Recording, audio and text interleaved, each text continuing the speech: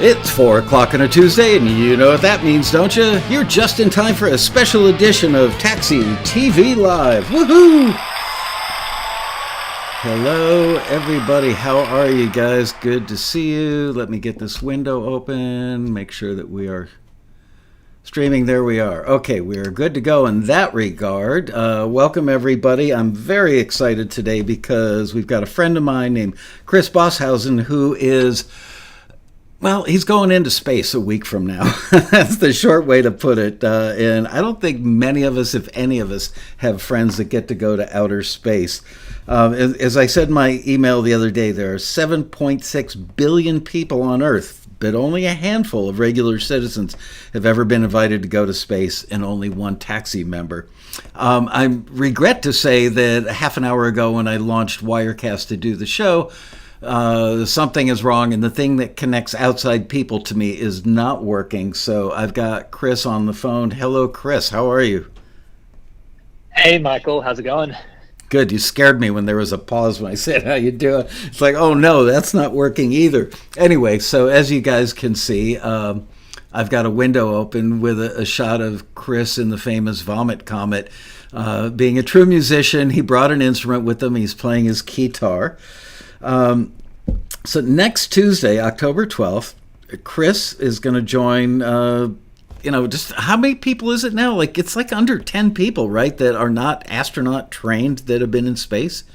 Just under 20. Yeah, I'll be under in 20. Okay. Like number 16 or 17. Wow, a very, very, very small and exclusive club. He's going to get there on Blue Origin's New Shepard spacecraft along with 3 other passengers, one of whom is none other than Captain Kirk himself, also known as William Shatner. We'll talk more about that in a minute. So I met Chris 4 or 5 years ago. He's a taxi member and clearly a musician. And space dominated our conversation. He wanted to talk more about music. I wanted to talk more about space when I found out what his background was. Every now and then, I'd let him talk about music, but definitely more fascinated with his career. So he's a passionate music creator, a space junkie, and one of the coolest nerds you'll ever have the pleasure of meeting. Here's a little background on him, just so you know who we're talking to today. Chris received his PhD in physics with honors and a bachelor, I'm guessing a BSc is Bachelor in Science and Physics and Mathematics. That's right. Both from the University of Sydney. See, I'm not smart enough I only have to guess at that stuff. I only got an undergrad degree. Chris was previously, get ready for this, a space mission architect at NASA Ames Research Center. After working on a number of traditional spacecraft programs at NASA, he co-created PhoneSat, a spacecraft built solely out of a regular smartphone, which hopefully works better than Wirecast is working today. While at NASA, Chris also established Singularity University, a school for studying the consequences of accelerating technological development. I think Facebook found out about that yesterday. Initially fulfilling the role of interim director, Chris helped raise over $2.5 million to establish the university, assembled the faculty, and served as co-chair for the university's Department of Space and Sciences. Chris was also the co-founder of Planet Labs, a company providing unprecedented daily global mapping of our changing planet from space. As the company's chief technical officer for 5 years, he took the company from the drawing board to having launched more satellites into space than any other company in history. I'm going to repeat that because it's really important. More satellites launched into space by Chris and his gang at Planet Labs than any other company in the history of the world, completely transforming the space industry along the way. So now that you know all that, hello again, Chris. How are you? Michael, great to be here today. It's always nice to catch up. Yeah, likewise. I'm sorry we can't do it in the form of video chat, but like I said, better that it was the video chat rather than your rocket. So anyway, let me get to my questions here. Okay, so I think all of us from my generation, and I'm older than you, were obsessed with space because we got to watch Alan Shepard go up and John Glenn go up. We got the day off of school when astronauts landed on the moon. But you're younger than me, your generation not as obsessed with space, but were you obsessed with space as a kid? Yeah, I was. I always have been. I don't know what happened, but it's just been a permanent part of my being, I guess, as long as I can remember. Did you know at an early age that you wanted to go up into space at some point in your life? Was that a thing for you? Yeah, definitely. And it's funny because it's not like I thought it was difficult. I just thought it was strange we didn't do that. It just seems really natural to me. Well, it's going to be a lot more natural for you in a week.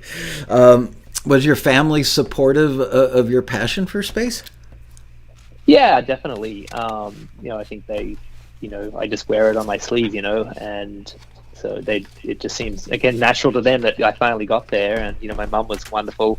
I like to say my mum is all wise and all knowing. And so when I first told her I was coming to the US to work at NASA, all she said was, "It's about time." Wow. So it sounds like your mom might be Yoda.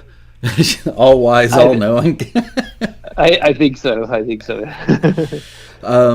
Do really smart people run in your family gene pool?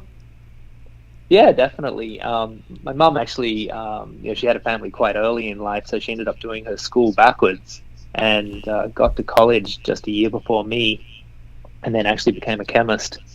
Once the children were out of the house, went and started a career as a chemist. Wow. That's pretty cool and a great role model for me. Yeah, see, in my family, we hope that my 4 daughters all marry people smarter than us so that we can improve the gene pool. You got lucky and were born into it. I haven't heard that one before.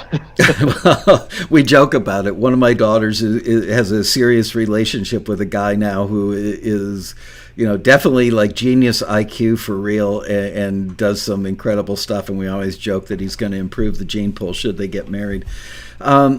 So I know that you have a PhD in physics and math and that you worked at NASA as a mission architect. Can you tell us a little bit about what exactly a mission architect does at NASA? Yeah, I was actually quite lucky, and I got NASA has about 10 centers around the United States, and one of them's in Northern California, just south of San Francisco. So I ended up basically being in the middle of Silicon Valley, right next to Google, but working at NASA. And wow. So what we were trying to do then was bring my job was basically to try and bring some of the innovation from the tech world back into NASA. Because as you said, like NASA was a pioneer in the 50s and 60s. And it did so well at that, it's still one of the best brands around the world. It stands for something really important. But if you look at like even the phone in your pocket, a lot of innovations happening in other companies, in other areas. And so we were trying to bring some of those lessons back into NASA and say, how can we get better at what we do, making use of the really cool things that have been invented elsewhere. It's a really fun job. And I kind of remember you telling me years ago that at some point you kind of walked into a meeting in a conference room and held up a phone and said, why don't we just put that into space? Am I remembering that correctly? Yeah, it's just that the original idea was a guy named Pete Klupa, who was the director of engineering at NASA Ames. And I think it wasn't even a smartphone. This was just in the weeks before the first iPhone came out. And he would walk around waving his government-issued BlackBerry. It was a BlackBerry or Palm Pilot, one of those two. And even wave that around and go, my phone is smarter than your satellite. And that was his mantra. And wow. After hearing him say this for about a year, we finally decided to take him seriously. And we put one of the first Google Android phones in orbit. Actually, it was the Nexus 1 phone. We put it in orbit and pretended that it was an entire satellite, and it actually worked. And was your theory that, we spend typically, I'm guessing, like a few $100 million, maybe $500 million or $1 billion on a really beefy satellite that's like the size of a car? And with all this new technology that we could do it smaller and cheaper, therefore having more of them in space at one time? Yeah, I like to joke that a satellite is really like a box of boxes. And so, if you put in, a radio that's the size of a toaster and a computer that's the size of a PC, desktop tower from the 1990s, and you put in a control system that's the size of a gearbox, your satellite ends up being pretty big and pretty heavy and expensive. But all that stuff is in a phone. It's already there, and it's tiny, it's miniaturized. And so that was the lesson we took, which is, there's really cool microscopic stuff out there that actually is cheaper and better. Yeah. Because NASA doesn't want their rockets to blow up, right? They don't want their satellites to fail if they spend $1 billion. They want to fly stuff that they've flown before because they knew it worked. So they actually fly pretty old stuff sometimes. Yeah, well, I would think that it would be a lot less expensive to lose a CubeSat that's, roughly the size of a shoebox or a bread box or something, than it would be to lose something that's the size of an automobile. So I would think that they would have been doing cartwheels like, hey, guys, great idea, but not so much, huh? Yeah, a lot of my work was really on winning the hearts and minds battle around that topic. So if you spend $1 billion on a satellite, you're probably going to want to spend another $1 billion just to make sure it works. And so 1 billion becomes 4 pretty quickly. And when you can relax a little bit and go, you know what, my satellite was the price of a Honda Civic, and I can afford to fly 5 of them. And if only 4 work, that's okay. So I'll just fly 1 more than I need. That's a different way to get to the same result. And that's kind of what we ended up pioneering was lower cost satellites that were higher risk, but by not getting paranoid about them, we could just build them cheaper and quicker and launch them, and they worked fine anyway. So how many of those, I guess you call them like microsatellites, do you guys have in space? Planet Labs, I know, is the world leader and has by far the most satellites up there. Do you know what the actual count is as of today? Yes, so Planet's launched 452 as of today. Wow. And there's about another 42 or 48 happening in another launch in a few weeks. But unfortunately, in the last couple of months, SpaceX overtook our record. So we're now number 2. Yeah, but SpaceX now has beaten us because they've been launching, 60 of their Starlink satellites a week at the moment. Right. So we lost our record, but that's what happens with records. Yeah. But yeah, I mean, it's pretty crazy to think that for a while, SpaceX and then Planet Labs are basically the 2 biggest corporate superpowers in the world. We have more satellites than almost every other country combined. So it's pretty interesting how space has become more accessible to everyone, not just governments. And are the SpaceX satellites also microsatellites? I think theirs are a little bigger. I don't quite know the exact size, but they're kind of these weird flat things that are kind of, I think, for an example, the size of like a keyboard road case. I think they're about that big. Okay. Interesting. So I'm trying to catch up with my own notes here. All right. So how did that career... You were a co-founder of Planet Labs. You were there for years. I met you. You're still a shareholder, I believe, still a partner. And now you're a venture capitalist in Silicon Valley, yet another interesting turn of careers. But you're so passionate about music. It's like sometimes I would chuckle to myself. I remember you and I had lunch in Santa Monica with a friend of yours one day. And out of all the subjects that we talked about, every time you talked about music, your face changed shapes. You would literally like light up whenever you talked about music. So I thought that was pretty cool. Let's talk a little bit about how you spend your time now as a venture capitalist. I'm guessing that you're working easily 40 hours, 50 hours, 60 hours a week. It's one of those jobs. It's not 9 to 5. But how do you find the time to do your music with all the stuff you've got going on in your life? Yeah, I mean that's a lot of material there. The VC jobs are really fun because my old NASA mission architect job was to try and stimulate thinking and get people trying new ideas. So I just love visiting startup companies and finding people who are innovating. And I love to roll up my sleeves and get on the whiteboard. I'm actually a bad investor because I really still act like an engineer. So I'll jump on the whiteboard and I'll help them solve some problems. And if I think, their company has, the potential to really make a positive difference in the world, then I love to we bring it back and take a look at it at work and sometimes invest in them. So that's like a really fun part of my life. And then the music thing, it's a little different because the VC work is very internal, right? I mean, I'm there. It's almost like being a coach or a mentor. I'm there working with a small group of people, helping them build their thing. But music, is an outward-facing thing where you can reach people. And I think for me, it's always been about just trying to connect people and heal the world through through connectedness. So that's sort of, the music is sort of my yin and yang part of my life, I guess. At what age did you become a musician?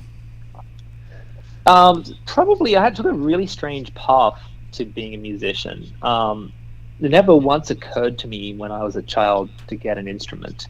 What actually happened was I fell in love with computer game music. And so back in the mid 80s, early 90s, my neighbors had computers. We didn't even have one at the time. I go over and play computer games, and I just fell in love with computer game music. You mean like chiptune music? Like chip tunes on the Commodore 64, and wow. Those lovely little 4-track stereo pan Beatles style digital things, only 4 channels. And so I would try and program those, and just fell in love with computer music. So then I learned MIDI. Eventually at school we got an Atari ST, so I was writing MIDI compositions on the Atari. And then finally got my hands on a Commodore Amiga, which was the creme de la creme of audio quality back in those days, long before Sound Blaster sound cards came along. The Amiga had just amazing audio, so I made, I don't know if anyone remembers Mod Trackers, and 4-channel or 8-channel had this program called Octamed that gave me 8 channels of samples. Wow. And so I would work on like reverse engineering songs, like trying to make what I call them, like remakes, essentially covers of songs, but on in the sequencer. And it wasn't until like maybe a couple of years ago I look back on that, I'm like, why didn't I get a guitar? Or something like that. Because it probably wasn't mathematical enough or scientific enough for the way your brain is wired. It was like too analog, maybe. Yeah, but eventually, actually, Mum did buy me a guitar for Christmas one year. I got a beautiful white Fender Squier that nice. That looks exactly like one of the Strats that David Gilmour plays. And nice. I just love that thing. So. Yeah, and you probably got to meet a lot more girls once you picked up the guitar, because like video game music and 8 tracks of samples, not that sexy, just saying. Arguably I was being a musician, but to be honest, during like lunchtime at school, I wasn't in the cafeteria or out in the playground. I was literally in the computer rooms. So yeah, it didn't help. How old were you when you first had the thought, gee, well, maybe I could write my own song? We tried in high school. We actually had a band. I don't know if this band name exists, but it should. We wanted to be a heavy metal band, and we thought, well, what's the heaviest metal? Again, being a scientist, I was like, well, that would be uranium. So we literally had a heavy metal band called Uranium, and our tagline was the heaviest metal. Oh, man. It's pretty good marketing, actually. Yeah, and I designed all the logos and T-shirts for it, and then high school. Being high school, we did like 6 rehearsals before the whole thing fell apart. But that was fun. And then when I finally got to college, I bought my first computer in second year of college, just to show you like what era I was in the technology evolution. I didn't get a computer till second year of college, and I actually spec'd it out for digital audio recording, and so I actually built a DAW then. Got my first microphone and headphones that I still have, and a mixer, 8-channel mixer, and an 8-channel sound card, and set up a studio in my apartment. It was my very first act when I bought a computer. But the studio you have now is more sophisticated, I'm guessing, but you kept that stuff just because you have a warm spot in your heart for it? Well, the mic actually works really well on my voice, so I like it. Yeah. And then the headphones are indestructible. They're a pair of AKGs, and they've now got 20 years on them, and I had to replace the foam pads about a month ago because they melted. But other than that, it's in amazing condition. So I thought, there's nothing wrong with this hardware. So yeah, but the rest of the studio is all new stuff. And what's your favorite type of music to compose? I've been on a synthwave binge. One of the cool things about taking a break from music is, sometimes people hear music and they're a little bit behind the wave. They like something on the radio and they start playing it and then recording it. So I did that, but then I didn't release it for 20 years. So when things like synthwave and 80s pop stuff came back, or even trance, which is having a bit of a resurgence, I have a whole catalog of that stuff that I've been sitting on for 20 years. Wow, I should ask one of the publishers we work with that does vintage music primarily if they need any of that stuff. I'll ask you. And once you're safely back on terra firma, if they need it, I'll connect you with them. Yes. So one trick to being modern is just wait 18 years till you're in front of the next cycle instead of behind it. A little tip for people. That's great if you don't start at 60. People often used to ask me, why do record labels want young people all the time? Why won't they sign, like a 50-year-old? And one is they couldn't handle the rigors of touring, and number two, they're looking for longevity of career, But you're right, everything old becomes new again. There's no question about that. Looking at my questions here. So going back to space for a second, I know you, I know you're very perseverant. You're somebody who gets an idea and you don't give up. And you didn't give up on getting this ride into space. So can you tell us the story about, come on, we're talking 4 people going up a week from today? How did you become one of the 4? Did they just look in the yellow pages and go, oh, here's a guy that's really into space, let's invite him? Yeah, no, I think you hit it on the head. It's perseverance. I knew it was something I wanted to do, and I actually, about 4 years ago, because I go to various space industry events, in distinct, basically the space version of the Taxi Road Rally. And I've been going to those for years. So I'd meet, some of my friends and colleagues from the space circuit, many of whom work at Blue Origin. I'd say, hey, when are you flying? Can I join up? And they're like, oh, we can't really tell you that. And so I think about 4 years ago, I gave them a proposal for shooting a music video in space. And they were like, cool, thanks. Yeah, great. We'll let you know. And I didn't think I would ever hear from them. And then in March, they actually called and they said, just wanted to let you know that our founder, Jeff Bezos, will be flying on July 20. Would you like to go after him? And I said yes. So the rest is history. That's incredible. Literally, you didn't pester them, but you were persistent. And you actually sent me a piece of music that you composed along with some prose that were read by, who's the gentleman whose voice is on this? You must be talking about Stephen Fry. Yeah, the guy who sounds kind of like Richard Attenborough. And I'm going to go ahead and play this for everybody just because it gives them a little taste of your music. And it's appropriately, I don't know, it's not space music, but when I've heard it now 3 times, and when I first heard it, it made me feel like dawning of a new age kind of thing. It's like, wow, this is really appropriate. So, and what's the title of it? It's called One by One. All right, let's have a listen.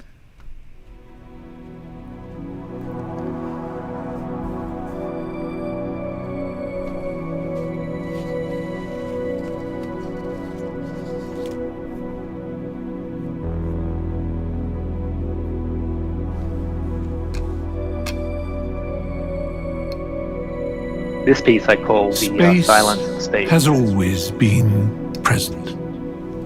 The stars shine down on us as they did on our ancestors, inspiring generation upon generation with their dazzling and perplexing brilliance.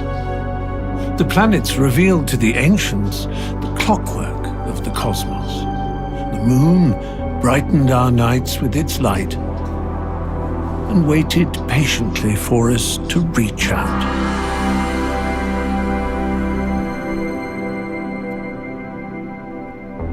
Space begins a mere 60 miles above us, but for most of human existence, it remained tantalizingly out of reach.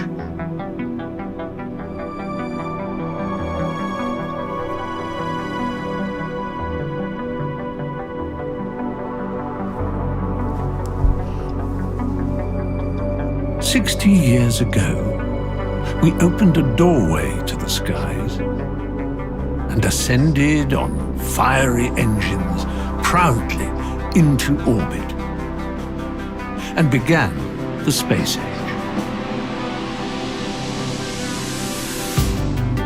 Professional astronauts braving the unknown piloted primitive spacecraft into orbit.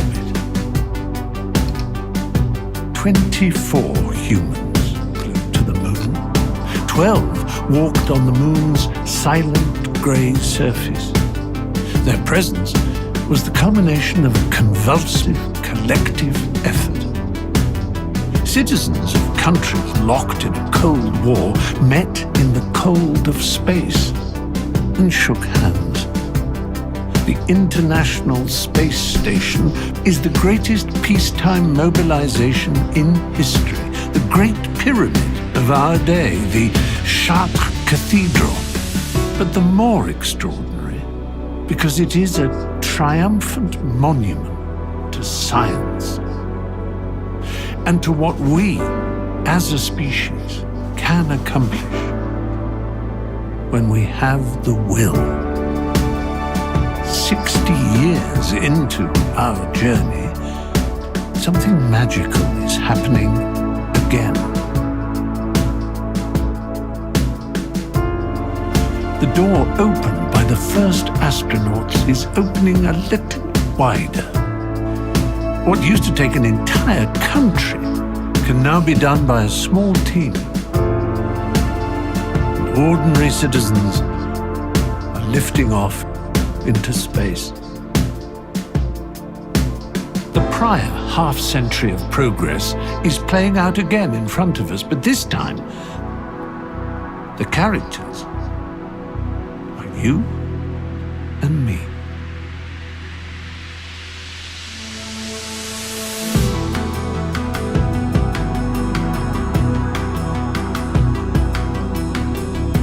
The first citizens have lifted into orbit by the time you hear these words. Now it's just a few very rich ones, but we will get better at democratic spaceflight and more will go. One day, quite soon, entire generations will look down on the Earth and, as the first astronauts did, fall in love again with our great blue planet. One by one,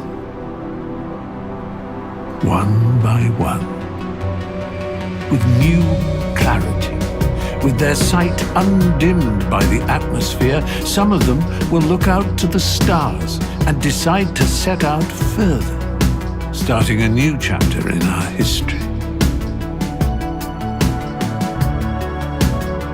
Space is only 60 miles up.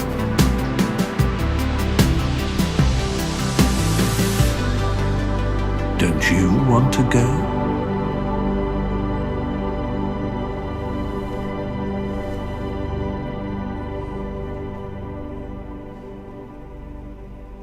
Very, very cool. Great job on that. Your copywriting is great. The music is great. And your post-production job's pretty impressive for somebody who doesn't do it for a living. Good job. Thanks, Michael. Yeah, I had some help on the mixing. So there's a guy named Bill Simpkins who has an awesome studio up in Bellingham in Washington State. He has an entire studio, basically all analog gear. So we went up and did the mixing and post up there. Well, it sounds great. And Stephen Fry's voice is like just incredible sounding. I don't know if I ever discussed this with you, not that this show is about me, it's about you, but I used to do a ton of audio post at a very high level in New York and got to work with the absolute top of the top voiceover announcers every day. And Stephen Fry, never worked with him, but man, what a voice. And his read was really good. Okay, so let's go back to space. Excuse me for a moment. And by the way, how is that piece involved in the project? I mean, do you get to broadcast it from up there, or are you going to be? You're probably not going to be up there long enough to actually broadcast it, are you? Yeah, no. I mean, I think the lyrics, the little piece of narrative that Stephen reads, for me, was an encapsulation of why I'm flying, why I think this is important. I know a lot of people have said that this is just tourism or joyrides, but I really truly believe it's the beginning of a new chapter for the human race. And we can't even imagine what that's going to bring, but I wanted to put all of that in words and music. So it's just a truthful expression of what I think this moment is about. Well, it's a really good expression, and I've got to agree with you on that. When I was a kid, totally fascinated by watching Alan Shepard and John Glenn. The only reference that any of us kids who were obsessed with space back then could really have is, oh, I'm never going to get to do this because I would have to go through all this incredible training, and I'm not a fighter jet pilot, and I'm not in the Navy or the Air Force. So basically, it was a dream that you could only dream about, but probably never accomplish. Nothing's impossible, but some things are more difficult than others. And yet, here you are, a week away from actually living that dream. For those of you watching, I'd actually read that morning on TechCrunch or something. I do an hour of reading every morning before I leave for the office. And I saw on TechCrunch, and I did a double take because I recognized Chris's name. And he hadn't mentioned it to me. And I can't remember if he texted me or called me half an hour, 45 minutes after I read it. He goes, "Hey, guess what? I'm going up to space." And I went, "Yeah, I know." But I'm probably right up there with your mom as far as my level of enthusiasm for you, because I know how much this means to you and how long you've wanted it. And I'm a guy who, as a kid, had the dream, and you get to live it. So I'm really, really genuinely happy for you and just thrilled. So, Michael, the Stephen Fry song ends with a question, which is, would you go? Yes, I would. You and I talked a bit about this the other day. You mentioned something like, oh, at some point, it'll be inexpensive, and there's a possibility you could go. Yes, I would, because of my fascination with it. And I also thought about this a little bit over the weekend as I was thinking about us doing the show, which is there's a certain risk involved. I'm in my late 60s.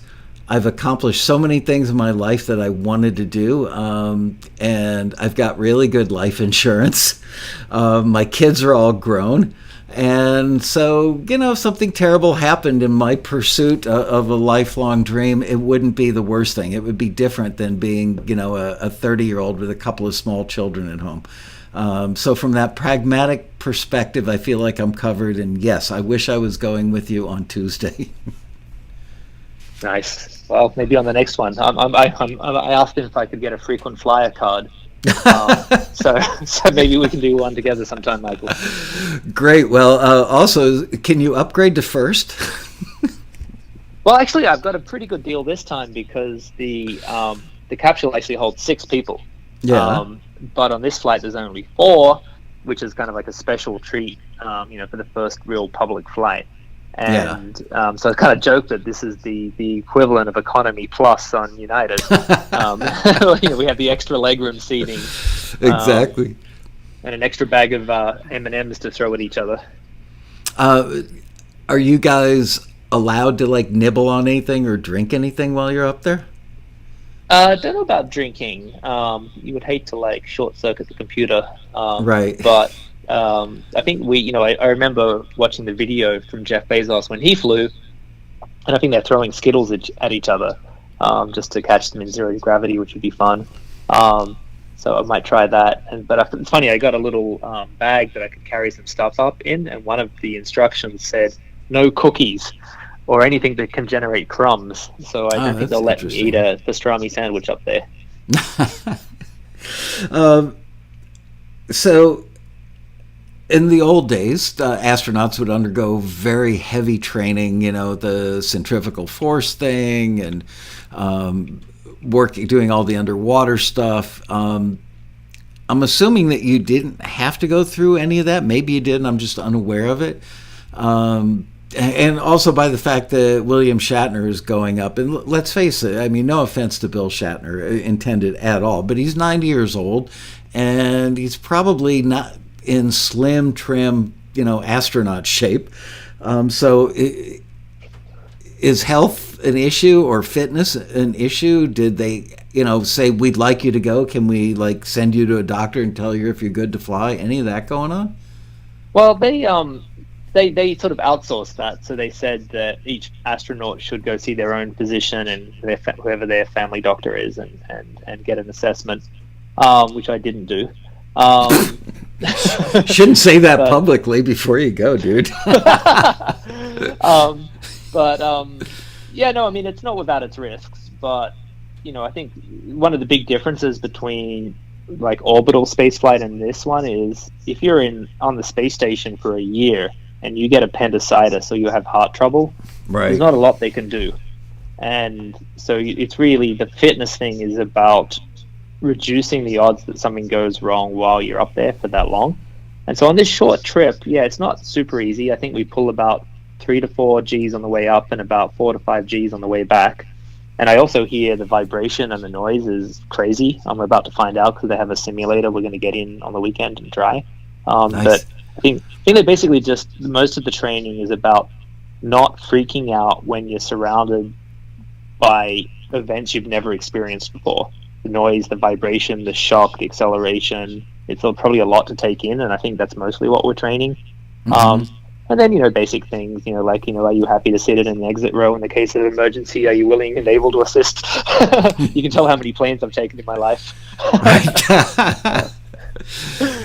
So it's not too bad. But the fun thing I did was flying, as you have on the video, the picture up of me in 0G. That was fun because the weightlessness portion on this suborbital flight is not that long, and I didn't want to spend it just doing flips and acrobatics and forgetting to look out of the window. Right. So to get that out of my system, I flew on the 0G plane, sometimes affectionately known as the Vomit Comet. And there were a few moments of green, I have to admit.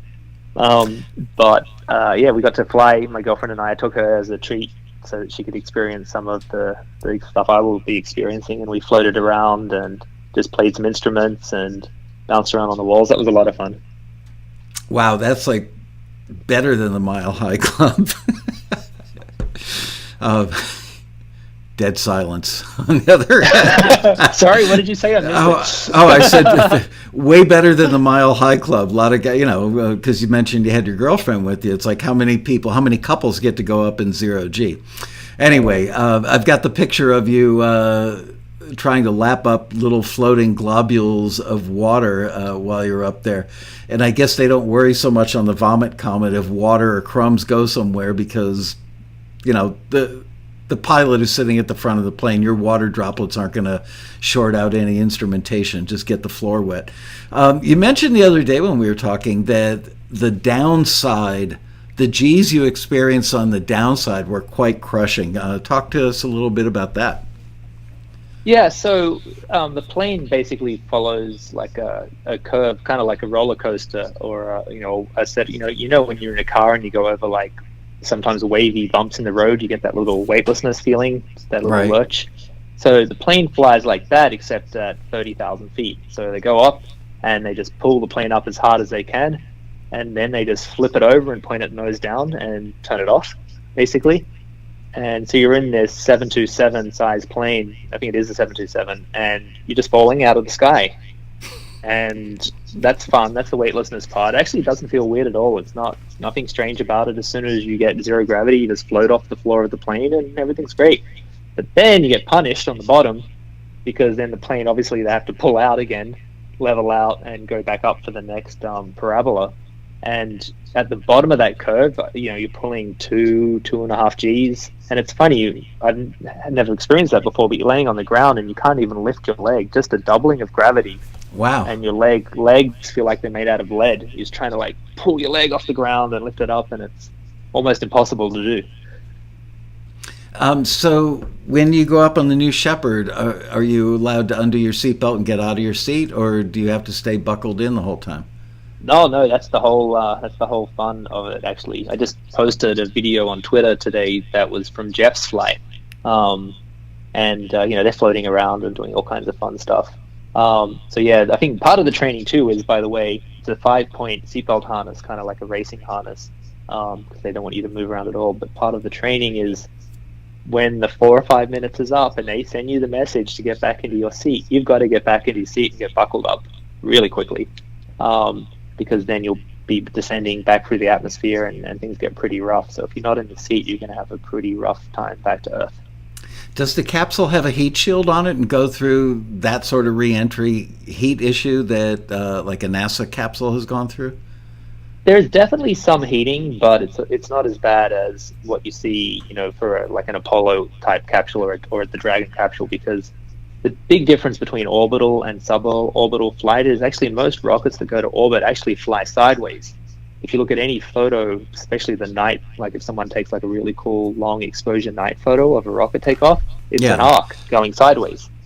And that's because mostly you need to add, in kilometers, something like 7 kilometers a second of horizontal velocity. What is that? It's like 4 or 5 miles per second of horizontal speed. Okay. That's what puts you in orbit, not the height. Oh, interesting. I didn't know that. Yeah. Yeah, and so because it's imagine, if you're throwing a stone horizontally, the question is how fast do you need to throw the stone so it never hits the ground? And the magic number is 7 kilometers a second. Where most of that heat comes from is when you come back through the atmosphere, you've got to use the atmosphere as a brake to ditch all of that velocity. And we don't need to do that. So the heating is pretty mild.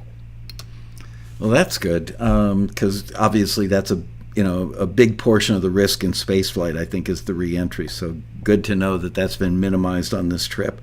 And it's funny, Chris and I spoke right before we went live today, and for some reason I was imagining that Blue Origin was actually the Virgin ship, which is kind of an airplane under an airplane. But no, he's sitting on top of basically a giant stick of dynamite in a tin can. So exciting and scary at the same time. Explain to everybody watching, I didn't know that there was a name for this, but I knew that there was a thing. It's called the Kármán line. Tell everybody what the Kármán line actually is. Yeah, I mean, it's a little bit controversial, but it's like, where is this edge of space? And the true answer is there's no real edge, because the atmosphere actually goes up really far, like hundreds of miles up. There's still parts of our atmosphere there, very thin, but still there. So the edge of space is soft. But if you needed a line to say you're in space or not in space, the line is basically where airplanes stop working and things, Newton's law, an object in motion will remain in motion unless acted on by an external force. In our atmosphere, that's not, the external force is the wind, right? So on the ground, the wind, the air pressure will slow something down. And so at the Kármán line, which is 60 miles or about 100 kilometers, it's about a break-even point where airplanes definitely stop working and lift on wings doesn't work anymore. And things that get a push keep moving forever. Wow. Because there's not enough atmosphere up there to really slow things down. And so that's a good enough definition of space where the atmosphere is not doing anything anymore. Do you get to meet Jeff Bezos? Will he be there? I think I will, yeah. Rumor has it he's going to come out and greet us when we land back on the ground. So looking forward to being welcomed back to Earth by the man who helped eject me from it. Can you do me a favor and tell him that I got a new desktop computer the other day and the packaging was just horrible? I can do that. Thank you. Maybe I can just do a return for you. I'll bring it with me and there you ask go. to process a return on the spot. So if you had to if you had the chance to go on an orbital flight someday and stay up there for days or maybe even weeks, what experiments would you be most interested in conducting in space? Oh yeah, it's a great question. I would definitely go, and I think the thing that I'm interested in doing next is building a bigger space station, one that we can all visit. By the way, just today, a Russian team launched off from Kazakhstan and just docked of the space station as we've been talking, carrying a film crew, including a Russian actress. So they are filming the first feature film actually in space and not in a green screen room. Wow. Which is just mind-blowing. Now, Tom Cruise is also apparently launching the space this year, but he got beaten by the Russians. So it's almost like we're back in a in the repeat 60s, right? in the space race again.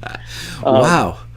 But yeah, so that's a really cool thing to do in space. And I just, part of my vision for space is that it stops being a strange and inaccessible place, but just becomes another one of the locations which the human race does cool things. Pretty fascinating. I mean, when you look at the speed, not so much NASA. You're right. Old school, they did move slowly and carefully all those years. But since privatized companies or private companies have taken over some aspects of space travel, many of them, the speed at which things have moved has been much faster. So I guess it's really not improbable that in our lifetimes, your dream of having a bigger space station.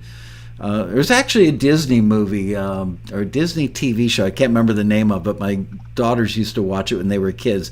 And it's about a bunch of Earthlings living, I believe, not on a planet, but in a giant space station. And that show, as goofy and kind of, tween-oriented as it was, made you really think about it. And it did seem conceivable. So I hope that's a dream that comes true. It's like the Jetsons, right? Yeah. I mean, and who doesn't love the Jetsons? And by the way, with Tom Cruise going into space, can you imagine how much South Park will have fun with that? Did you ever see the Tom Cruise episode? I did. They're going to have a great time with that. Do you get any cool swag from Blue Origin? I did get like a whole bunch of hats and t-shirts and stuff, but probably the coolest thing was a rocket model, which I was hoping I could show everyone today. But yeah, this really cool scale model of the rocket, so that's pretty nice. I'm going to send that segment of today's show to the CEO of Wirecast and go, look what you people have done. All I've got is a United jet that they gave me when I became a million miler. Not as cool as having, one of 10 Blue Origin models. So yeah, we're talking about space tourism a bit, and I know that that Jeff Bezos is very much behind it. What do you think the timeline will be before either average citizens like myself who aren't as space oriented as you are, and I mean, it really wasn't you didn't have connections so much as just being persistent that got you up there. When will Michael Lasko be able to buy a ticket at a price I can afford to go on Blue Origin or some other spacecraft? I think 3 years. Wow. Yeah. It's kind of like, imagine you were going to the opening night of a show, right? The first concert of a tour, and it's the first night, and all the celebrities are there. Tickets are expensive, and that's just exactly where we're at. I mean, a lot of people say this is just joyrides for billionaires, and it is. It's the first couple of people going, can afford to go to opening night. And that was Jeff and his brother Mark and their guests last time, right? So I think what we're seeing now is just things are going to get cheaper, and I think 3-ish year, I'm guessing vaguely, but it'll get a little cheaper each year. So maybe 3 years from now, it'll be something you could afford. Should I get on the list now and hope that I can afford it when they call me? That is a good idea, because you don't want to find out that then the waiting list is 10 years long. Right, yeah, especially because, 3 years from now, I'll be 70 years old. So if it's 10 years long, well, Bill Shatner's going at 90. There you go. I would love to be there for the training part, like Bill trying to get out of the 5-point seatbelt, just stuff. I don't know. He's, like I told you when I recorded him for voiceovers, he's a very kind, gentleman-like guy with a very sardonic sense of humor. So there must have been a lot of good chuckles between him and the doctor, or him and whoever was training him. I think I've covered everything else on my list. Oh, maybe not. No, I have. So let me take some questions from the audience. We've got 11 minutes left, and I've kind of monopolized this. I'm sure they've probably got some questions. So, audience folks, if you've got questions for Chris, just type the word question in all caps. That way I'll be able to see them. It'll take like 20 seconds because there is a little delay. We'll be able to soon book space travel through Amazon. Okay, so Marion is telling me there are questions in the chat. All right, I'm scrolling backwards, gang, to try and find them. I'm not seeing any questions. All right, redo those questions, you guys. There we go. Will you take a traveler guitar and play for us in space? Oh, that is a good idea. I'm actually trying to find the smallest instrument I can to bring up. Right now, I've settled on an ocarina, but that might irritate everyone else. How about a kalimba? Yeah, that would be cool, actually. Kalimba's a good one. That's a great idea. They're tiny and they're not annoying, and they've got no moving parts that could fly off and short out a computer. Let's see. That's a great idea. Somebody wants to know where you got the audio waveform socks that are in the picture with you and the vomit comment. Oh, those actually are space socks. So when I was up in Bellingham doing this recording for Stephen Fry, we actually just had it was like a magic trip. I've been to many of your taxi road rallies when you interview people. You're like Ken Calais talking about recording Fleetwood Mac and like the magic in the studio. Right. There was a point where Bill and I just looked at each other and we're like, this is actually really special. Like once Stephen Fry agreed to do the voiceover and he sent us the audio, and I almost like just my tearing up just hearing the first listen of it. I'm like, oh my god, it's so perfect. And we just, I think, bottled some real magic that day, and I think you know it when it happens. Yeah. And so these were gifts from Bill's partner, these socks, and they're actually space-themed socks. And so the bottom, what looks like an audio waveform, is actually a reflection in the lake, and the top part of the socks is skies and stars and constellation. So it's like a little memento from my time up there. Bellingham made in Bellingham, these socks. Nice. A nice little kind of cap, little cap off of the trip. A nice way to round out that trip up there. And I loved the lovely time I had up there doing the recordings. Somebody's asking, Paul House is asking, how long is the actual trip? Yeah, so this rocket is like very, very fast. We pull about 4 or 5 G. What to say? Maybe 3 to 4 again. I forget the exact number. 3 to 4 on the way up. So I think that means we get to like probably 2,000 or 3,000 miles per hour. So we get to space pretty quickly. So I think it's about 5 minutes up, and then about 5 minutes of weightlessness, and then another 5 down. So I think the whole thing is between 12 and 15 minutes. Pretty damn quick. And do you land in water? No, we actually land in the desert. So the launch site is in Texas, and depending on the wind, we land usually pretty close back to where we took off from. Is there any control when the chutes deploy, or is it the wind just takes you where it will? Yeah, pretty much the wind takes control there. But I think they have a pretty good-sized landing area for us, and there is no danger of us like blowing onto a power line or anything like that. And then the cool thing is actually they have these little retro rockets that they call air cushions. So as we parachute down to the ground, and then in the last few feet, these little rocket motors turn on and just soften our landing a little bit, which is kind of cool. That's very cool. Landing on the land. I bet all the Russian cosmonauts that have landed in Kazakhstan over the years wish they had those. I've seen a couple videos of them landing. I don't remember seeing any. I always thought, boy, what a great way to snap your neck. But maybe they had them and I just didn't see them. Okay, I'm looking for other questions here. Somebody wants to know the actual name of the spacecraft. It does have a name, I think, but it's the New Shepard, right? I think I saw that. The rocket is called New Shepard. That is Okay. the name of the whole rocket, and then I recall seeing a picture somewhere of a name printed over the hatch, but I don't recall what it is. I think the capsule has a name. It's like one of those inspiring names, um, like Infinity or something. I'm not sure. I have to look Right. it up. To Yeah, but our mission infinity is and called beyond. the mission is called the very exciting space industry speak of like NS-18. I just saw a question go by. Now I've lost it.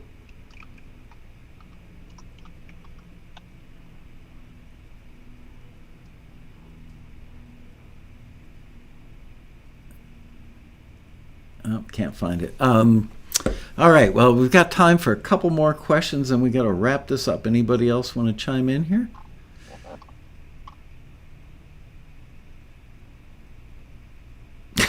Peter Rahill says, "Where is it noted on the capsule? Opened other end."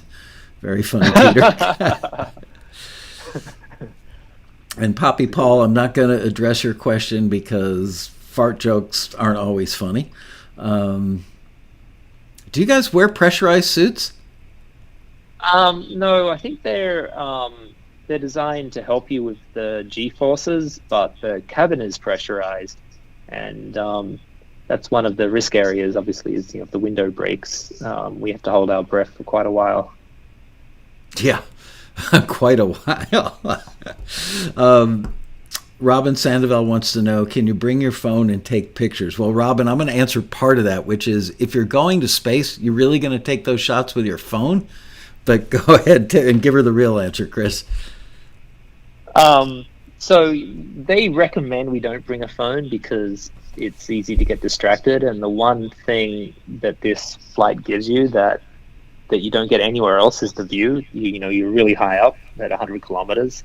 And it would be a waste. I remember I went to a David Bowie concert once in Sydney just before he had a heart attack and stopped touring. I think I was on the reality tour. And I had front row tickets center. And I snuck in a camera, and I decided to take a bunch of photos. And at some point, I realized I'd missed 3 David Bowie songs. Wow. Because I was messing around with my camera. And I'm like, what a shame. So I'm absolutely not bringing my own camera on this because I'll just, if I get the settings wrong, I'll be like, oh my God, I got to fix the camera. But they luckily have a lot of cameras in the capsule pointing in and out. So the whole thing will be recorded, every way to Sunday. So I'll be fine. I did find the name of the spaceship, by the way. It is what I thought I had it right. So it's actually called the RSS First Step. And I think the RSS stands for Reusable Spaceship. And the first step speaks to that this is the beginning of a whole journey, and this is the first step.